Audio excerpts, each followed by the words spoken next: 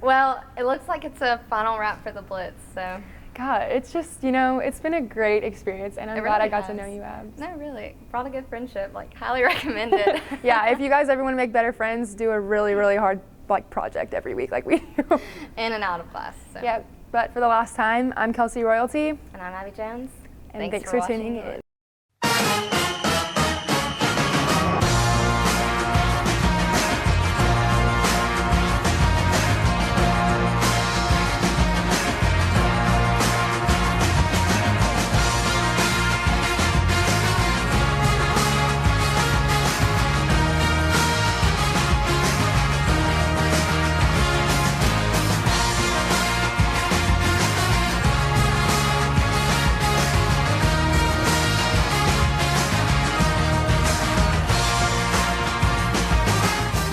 Hey Samford fans, and welcome back to another great week of the Blitz. I just have to say I'm so excited that we have another season in store for you guys, because honestly it wasn't looking too promising. It's a surprise for all of us, but we're super glad to be back. I'm Sam Bush, that's Abby Jones, and welcome back to the Blitz. Today we've got an awesome show in store for you, including an interview with the one and only Tanner Cunningham, a newlywed and the baseball pitcher. We also have an interview with the Carell Hamilton as he is looking to prepare for the NFL draft and fresh off the Shrine game. Super exciting stuff. We also get to catch up with Gerald Smith and his road to recovery on the basketball court. But first, Macy has the interview and updates with the men and women's basketball team. Macy, over to you.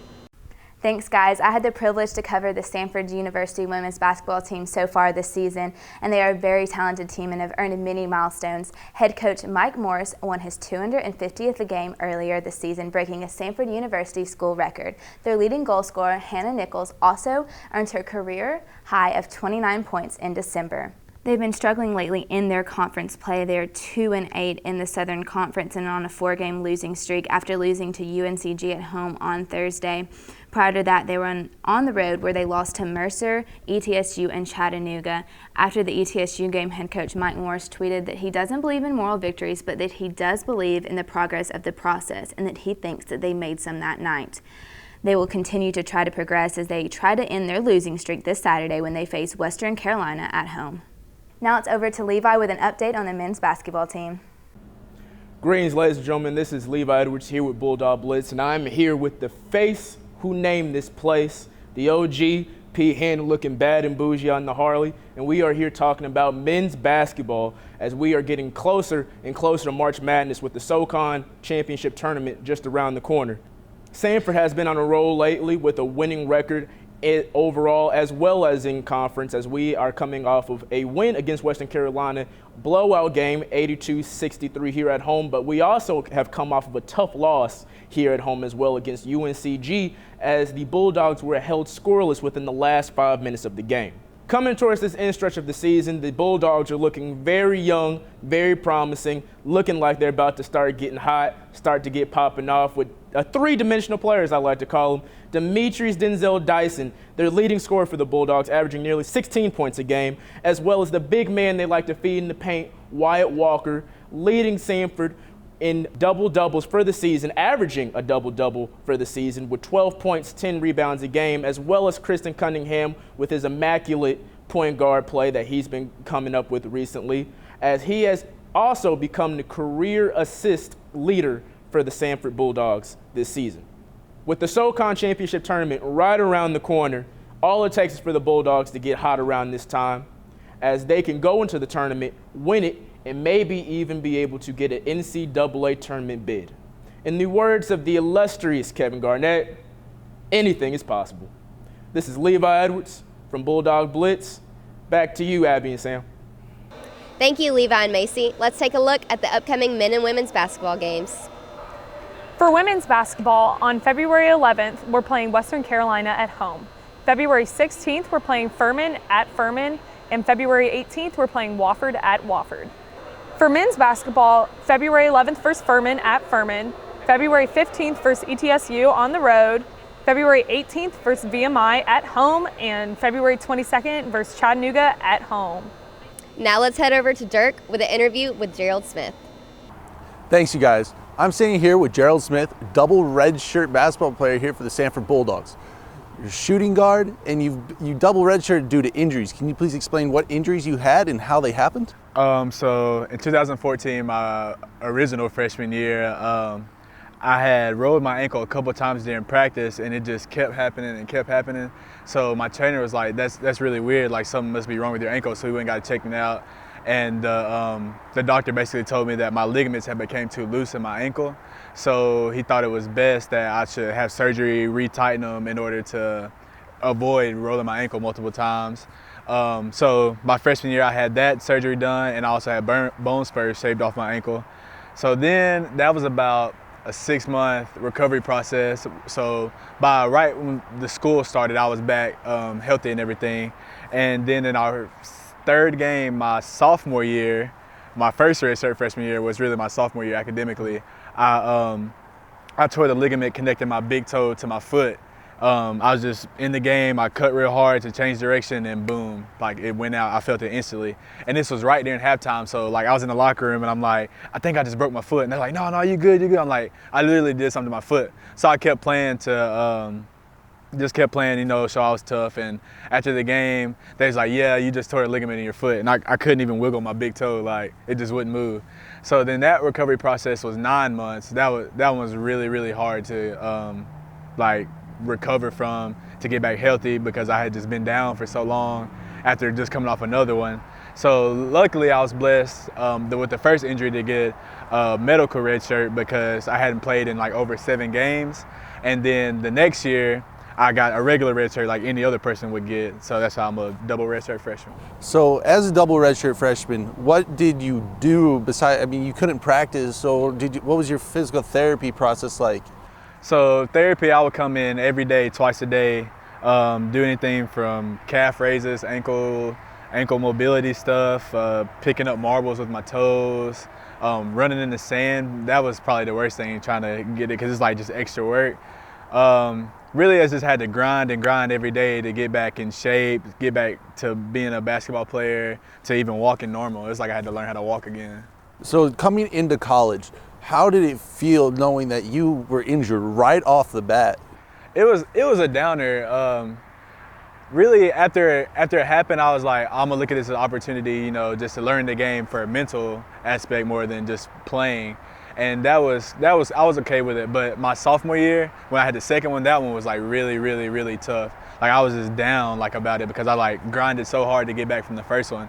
So it like really hurt that, you know, I had another injury. I had let the team down, and we were down a guard. So that was really tough to come back from. So as you're finally playing this year, how does it feel to finally be on the court? It's really great. You know, I'm getting a lot of experience now, trying to get back to how I used to be. After the injuries, I had to kind of like change my game to adjust. But I'm still trying. I'm still grinding every day, trying to get back to where I am. I'm just really happy to be walking, you know, this time of year, because the past 2 years I've just been in crutches or on a scooter, walking around campus, or just sitting on the bench watching games. Well, thank you for your time. Thanks for coming out here. Back to you guys in the studio. Thanks, Derk. And now over to our newest member of the Blitz, Noél. She's going to introduce the newlywed Tanner Cunningham.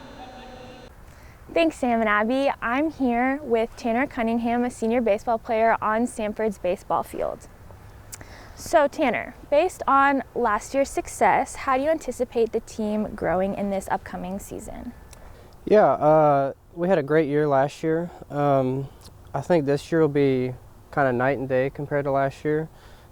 We have a really different mentality and approach to the game than we did last year. Last year we kind of had I guess you would call it a go big or go home type play style, and it worked a lot of times, and a lot of times it didn't. I think this year will be different in that we kind of just show up and play the game of baseball instead of playing the person across the field, if that makes sense. We've really kind of bought into making the routine plays, putting the ball in play at bat, throwing strikes, forcing contact, and really just simplifying the game, and not trying to do more than, you know, what you're expected to do. So you've recently gotten married. How do you plan on managing your time being a full-time student, athlete, and a newlywed? Yeah, really everything about being a student athlete is learning how to manage your time.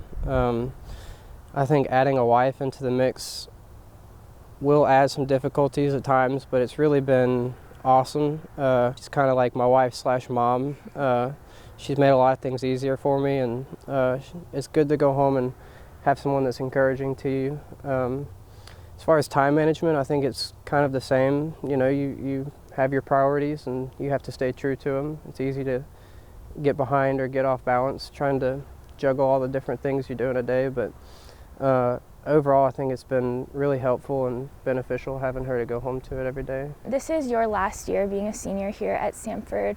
What sort of lasting impact do you want to leave during this final season? Yeah, I think Samford already has a very strong and good tradition that Coach Dunn and all the other staff members and coaches and players have built in the past. I think it's our job as players to continue that and make an attempt to better it in any way we can. We want to strive to be a very morally strong team, an ethical team, an encouraging team. I think it's, especially in a game like baseball where there's, you know, you can go in the Hall of Fame if you hit 300, which means you fail only 7 out of the 10 times. So there's a lot of difficulties and trials and failures that you have to deal with, and I think staying positive as a team will kind of reflect the program that you're running. So yeah, I would say it's really more of a continuing a tradition than building one. So I think that's really what we're striving to do. Tanner, thank you so much for your time. It sounds like there's a great season ahead of you, and we look forward to hearing how you guys do in the future. Yep, absolutely. Thanks for having me. Back to you, Sam and Abby. Thank you, Noél, and congrats to the Cunninghams. Baseball and softball season are just around the corner, so let's take a look at some upcoming dates. For softball, we have 2 5-game tournaments, one on February 10th at Louisiana Tech and the other on February 17th at Troy, Alabama. We also have a home opener versus Kennesaw State on February 21st.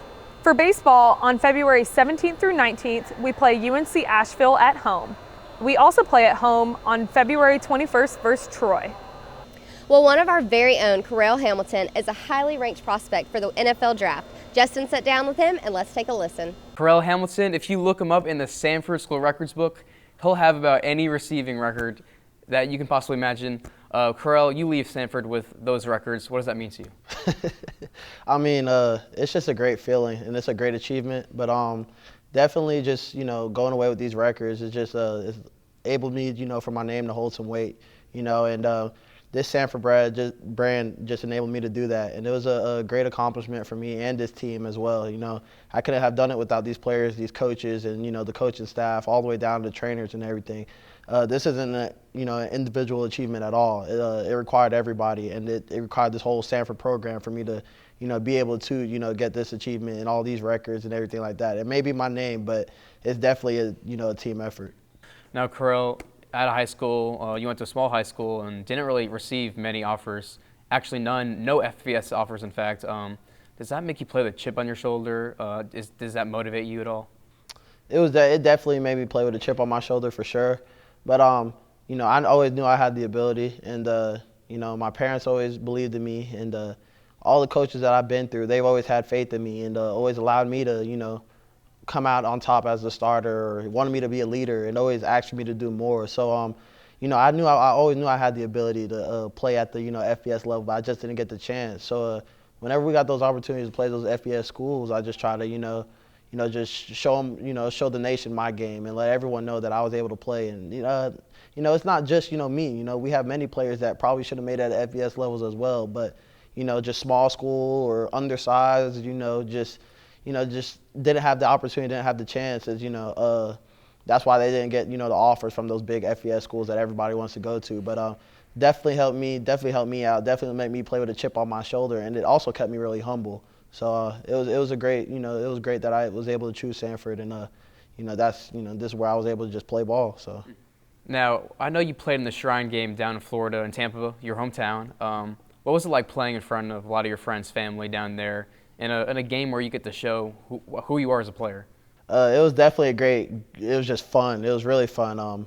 I gave out over 150 tickets to friends and family, and just being out there, just being in front of my friends and letting them see me play live, one more time was a great feeling. And, you kind of go out there kind of confident, you got a lot of people, got eyes on you. You kind of want to show out and have fun and just make some plays, which I was able to do. And it was great. It was a great feeling just being, just 40 minutes away from the house and just going out there. All my friends are there, have a whole bunch of family members there. And, the stadium erupts whenever you make a play, and everybody's kind of looking at that one section kind of deal. But it was really fun, and it was also just a great experience just being at that Shrine game and playing in that game. Got to meet a lot of cool guys, that are trying to play at the next level as well, who I'm hopefully going to see at the next level. And hopefully, we built, a relationship to where we can, talk to each other at the next level, see each other after games and stuff like that. It'd be kind of cool. So it was definitely a great experience and really fun for me.